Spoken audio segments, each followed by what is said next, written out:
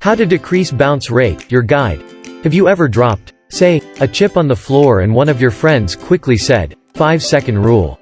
They meant for you to eat the chip rather than toss it. For the sake of this scenario, you heartily agreed with your friend, picked the chip up off the ground, blew on it for good measure, and ate it. No harm, no foul. Well, consider your bounce rate like that chip on the floor. Instead of 5 seconds, you've got 15. That's because the average web user will leave your site between 10 and 20 seconds if they don't like what they see. If your page isn't user-friendly, easily navigable, or loaded with content, readers have no reason to stay. In this guide, we explain how to reduce bounce rate. We touch on managing expectations, improving your backlinks, and diversifying your traffic-generating pages, among other things. Keep watching to learn how to snag your target audience's attention. First, a brief look at bounce rate and what it means.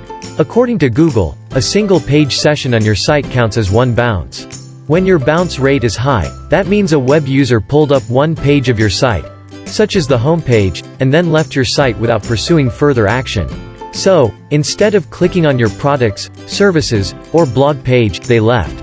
Does poor bounce rate harm website performance? A high bounce rate isn't always bad, but for the most part, businesses don't want that. For example, if your site setup relies on the reader pursuing other gateways, such as your contact page, then a high bounce rate is bad. It doesn't really matter if your site is a one-page operation, such as a blog. Often, though, if you're investing in these SEO strategies, you're hoping to move your clients through a sales funnel and ultimately reach out to you.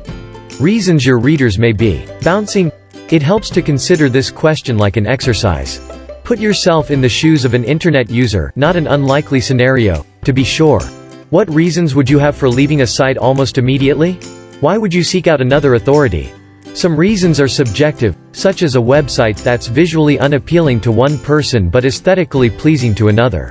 Other reasons are more objective. For example, a site is very slow loading and causes a reader to find a website that loads much faster. Some cases are aggravating for the reader. We flesh that out below.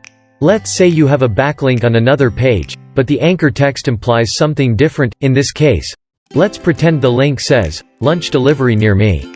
When readers click the link, and it brings them to an unexpected page, i.e., leads them to a dinner recipe on your site, they'll feel tricked. They expected to find a list of lunch options, but instead, they were brought to a page about cooking at home. In this way, you can manage expectations and improve your backlink portfolio. Ensure your readers are getting what they came for, no more, no less. Consumers respect honest companies that provide transparency and value. If you're doing something different, they'll figure it out sooner than later. Other reasons people might leave your site too soon include other misleading information on your site, such as blog titles, section names, etc. 404 errors, affiliate sites with little value of their own, or a poor offering of content. Actionable methods for lowering high bounce rates. Once you've done the first step, identified why your readers are leaving your page, you can begin to take action. If you're still unsure of why you have such a high bounce rate, consider reaching out to an SEO expert that could look at your page from an unbiased and marketing-savvy perspective. So, if your site has slow loading times, how can you make them faster? If your blog is slim with content, how can you beef it up? If your site has 404 errors, misleading backlinks, or other technical problems, can you fix them? Doing all these things first will help your page overall, but specifically with the bounce route. When your readers can quickly find your contact page, they'll be more inclined to reach out. If your contact page leads them to a newsletter sign-up, you're sure to instill some frustration. Another fantastic method includes diversifying your traffic-generating pages. This point may seem odd. The more fish in the sea, the more opportunities to catch, right? Instead, you'll be sending more people away.